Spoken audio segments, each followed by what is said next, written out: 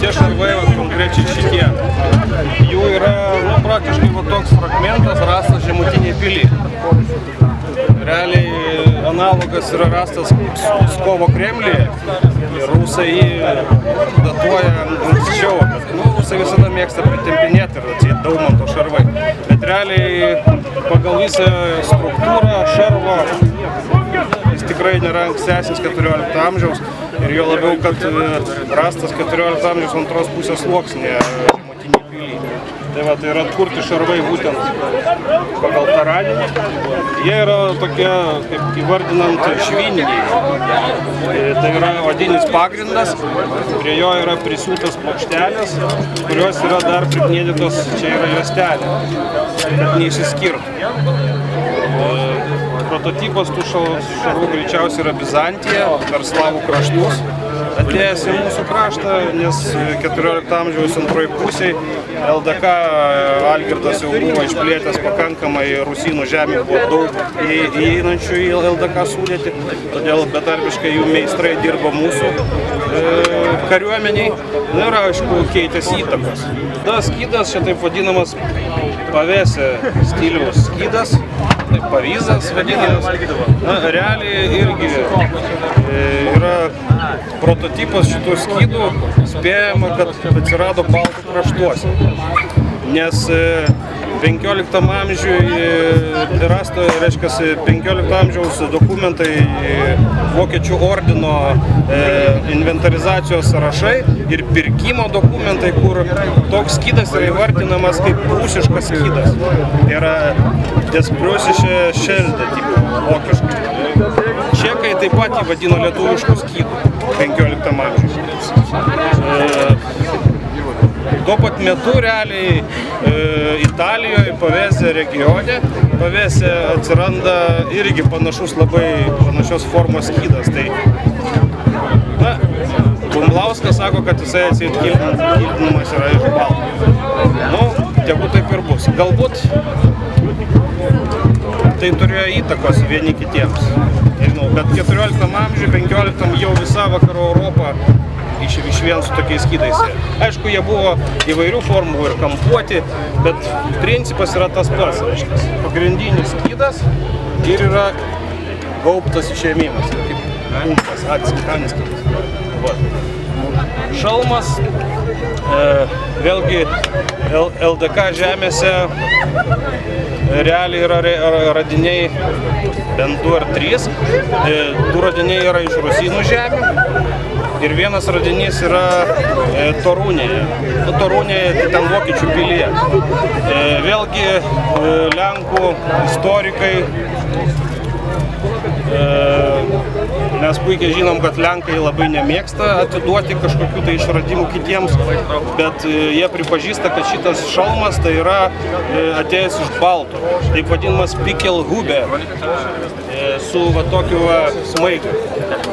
Jo šitas kliautas yra išgaubtas į vidų. Jisai yra taip pagamintas tuo tikslu, kad smūgis jisai nuslysta, nekabindamas net peties. Kai yra bonusas, smūgis eina į petį, jeigu slysta. O čia jisai nukeliauja. Realiai Pikelhube tie šalmai kildinami, vėlgi Vokiečių ordinas juos naudojo pakankamai plačiai, su įvairiais antvyčiais. bet spėjama, kad Vokiečių ordine tarnavo labai daug pašauktinių prūsų, priverstinių, Lentvolkas, reiškia, buvo pastoviai brukamas, kviečiamas kaip prievolė į karą prieš tos pačius baltus. Vat ir prūsai tokiais šalmais atnešė tą savotišką kariuomenės technikos naujovę į vokiečių gretas. Ir jie dažnai irgi yra minimi, kad, ta prasme, tiesiogiai atėjo iš prūsų. Na ir Rusijoje yra keli šalmai tokie rasti, būtent irgi iš 14 amžiaus. Tai realiai mes Lietuvoje, pačioj 14 amžiaus šalmų neturim radinių. Vadinamas bastard. Tai 14 amžiuje buvo populiarus, 15 labai populiarus. Bastard tai yra angliškas keiksmažodis, kuris reiškia vieną baisiausių keiksmažodžių. Žodžiu, o todėl, kad 15 amžiuje atsiradus pilniems jau lakštiniams šarvams, kai praktiškai žmogus galėjo išeiti į mūšį ir va taip stovėti, jį galėjo visi kapoti ir jis realiai nieko jam nepakenkė. Tada atsirado tokie smailus labai ir profilyje rombiniai, reiškia skersvėjų rombiniai kalavijai, kuriuos dūrent, jis vis tiek randa kažkur vietą, pralenda ir, žodžiu, žmogų nuduria. Vėlgi šitas radinys yra spėjamai pagamintas naudojus jį lietuvių, nes makštis jo, šitas antgalis, kuris yra būtent tinkantis tokiam kalavijui, nes kitokių kalavijų yra kitokie antgaliai, yra iš Žemutinės pilies, Valdovų rūmų, irgi 14 amžiaus radinys. Ir tokie kalavijai buvo naudojami, tai yra irgi primityvus, paprastas kalavijas. Čia yra kopija iš Gurkovičių, tai Baltarusijos dabar Respublika esantis rytų lietuvių kapinynas, žodžiu, Vėžio uodega. Na, žodžiu, 14 amžiui yra radinių kalavijų ir daugiau, bet jie yra visi spėjama kryžiuotiški, nes grinai yra vakarietiško stiliaus, pusantrinės rankenos.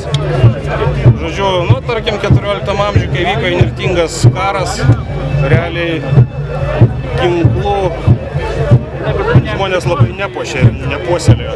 Tiesiog gamino daiktą, skirtą žudyti arba gintis. Dilbių apsaugos irgi standartinės. Rusijoje jas vadina Sakhnovka, nes yra iš Sakhnovkos vietovės radinys, praktiškai vienas toks dilbis. Realiai dirželiai yra su saktimis, reiškia, Lietuvos pasienį Baltarusijos teritorijoje yra Gomelis toksai vietovė. Ten yra, reiškia, 13 amžiaus šarvų meistro rastas visas pastatas. Žodžiu, 1250 metais, kaip mongolai, žodžiu, ėjo ir pas mus užėjo, ten, žodžiu, nemažai padarė bėdos ir Mindaugui tuo laiku. Jie sudegino miestą ir meistras turėjo 2 aukštų pastatą. Nu, realiai rūsį ir pastatą.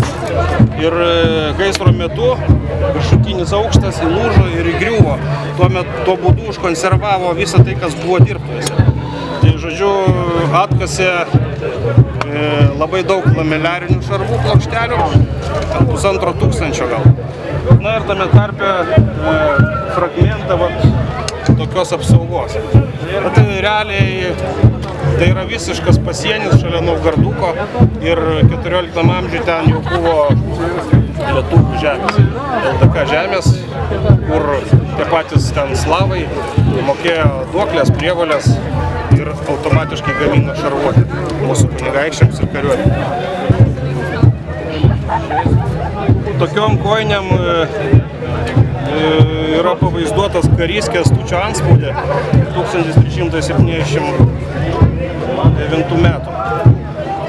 Žodžiu, vadinami šosai. Čia jau vakarietiška mada. Tai yra grandininiai šoštai. Tai va, jisai realiai turėtų.